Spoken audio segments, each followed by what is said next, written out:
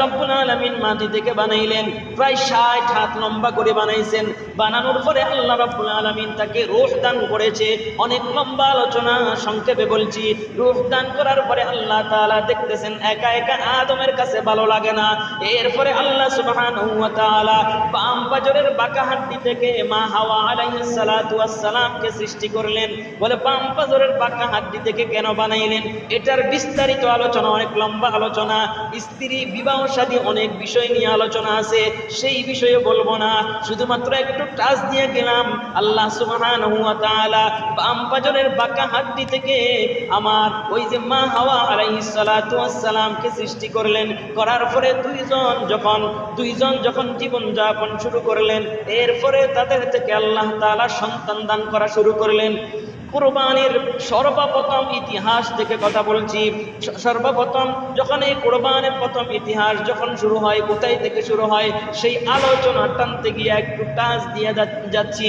ও দুনিয়ার মানুষ, বুঝার জন্য বলছিলাম, রব্বুল আলামিন যখন এই মা হাওয়া এবং আদম আলাইহিস সালাতু ওয়াস সালামের মাধ্যমে পৃথিবীর জমিনের মধ্যে মানুষ আসার জন্য ব্যবস্থা করে দিলেন, সুশৃঙ্খলা যখন রব্বুল আলামিন কায়েম করে দিলেন, আল্লাহ তাআলা মা হাওয়া আলাইহিস সালাতু ওয়াস সালামের গর্ভ থেকে প্রত্যেকবার দুইজন করে জোড়ায় জোড়ায় ছেলে এবং মেয়ে জন্ম দেয়। সুবহানাল্লাহ। প্রত্যেকবার ছেলে এবং মেয়ে, একটা ছেলে একটা মেয়ে, এইভাবে দুনিয়ার মধ্যে আগমন করতেছে। এইভাবে হাদিসের মধ্যে আসছে, কিতাবের মধ্যে আসছে প্রায় 20 জোড়া, অর্থাৎ 40 জন সন্তান। এরপরে সর্বশেষ একটা সন্তান দুনিয়ার মধ্যে আসছে, সবাই উনার নাম জানি, হযরতে শীশ আলাইহিস সালাতু ওয়াস সালাম। উনার সাথে কোনো কি ছিল না, কোনো মেয়ে ছিল না, উনি একাই দুনিয়ার মধ্যে আসছেন।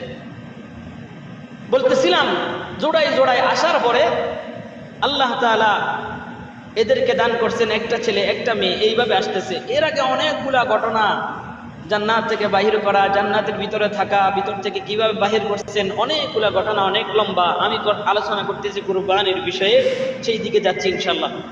এরপরে যখন দুইজন দুনিয়ার মধ্যে আগমন করা শুরু হলো, তারা আস্তে আস্তে বড় হইতে লাগলো।